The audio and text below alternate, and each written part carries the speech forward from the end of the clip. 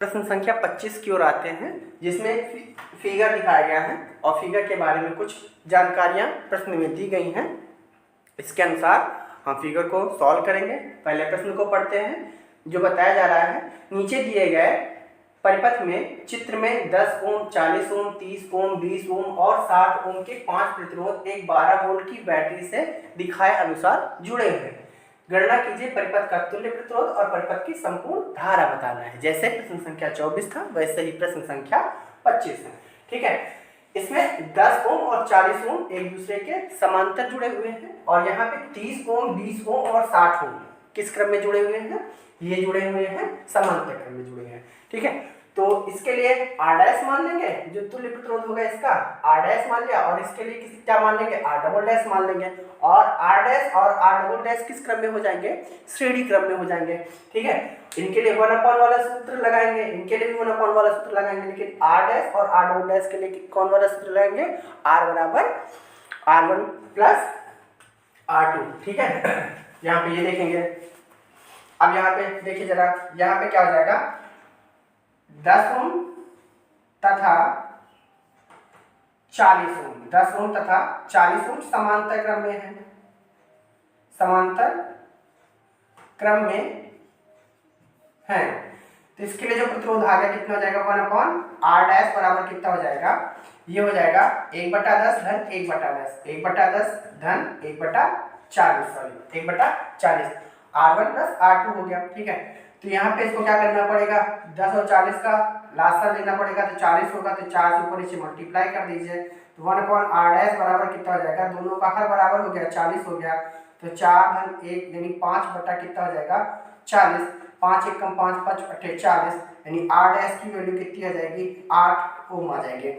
ऐसे ही 30 ओम, 20 ओम और 60 ओम, 30 20 60, 30 ओम, 20 ओम तथा 60 ओम समांतर क्रम में है। ये भी क्या है?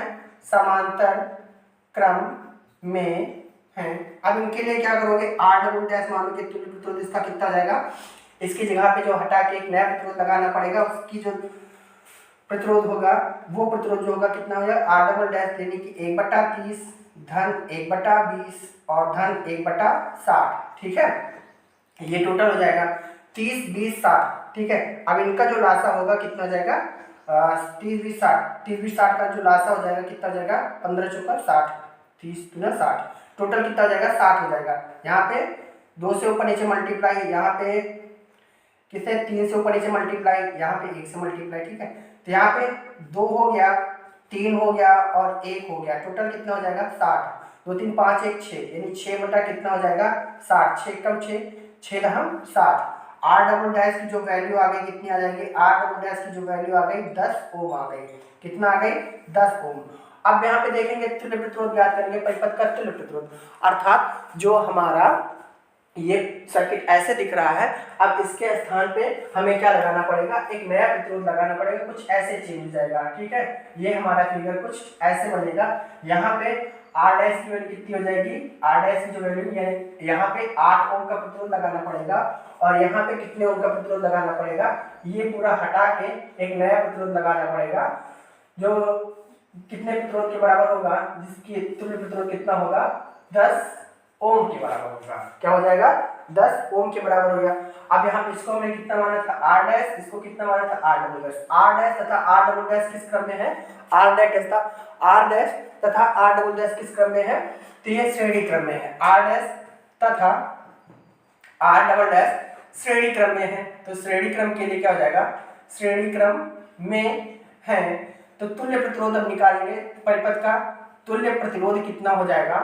तुल्य प्रतिरोध जो होगा R बराबर R dash plus R double dash हो जाएगा। ठीक है, R की वैल्यू कितनी हो जाएगी? 8 और R डबल डैश कितनी हो जाएगी? 10, तो टोटल हो जाएगा परिपथ का तुल्य प्रतिरोध कितना हो जाएगा? 18 ओम हो जाएगा। कितना हो जाएगा? 18 ओम हो जाएगा। ठीक है, परिपथ की संपूर्ण धारा, परिपथ की संपूर्ण धारा का मान पूछा गया है तो ओम के नियम से है। अब दूसरा प्रश्न है परिपथ की संपूर्ण धारा। परिपथ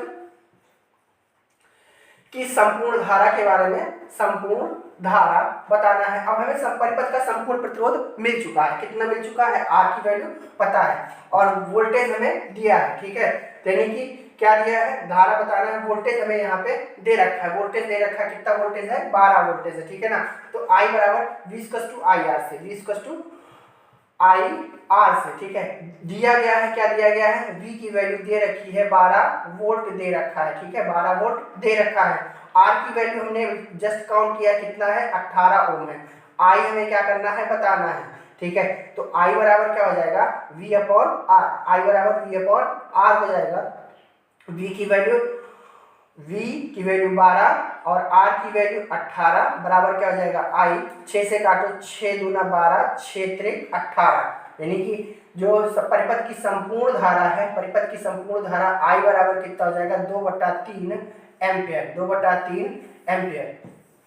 ये परिपथ की संपूर्ण धारा होगी। हमें उम्मीद है कि आपको समझ में आया होगा। बहुत ही अच्छा प्रश्न है और आप इसे जरूर देखिए। धन्यवाद।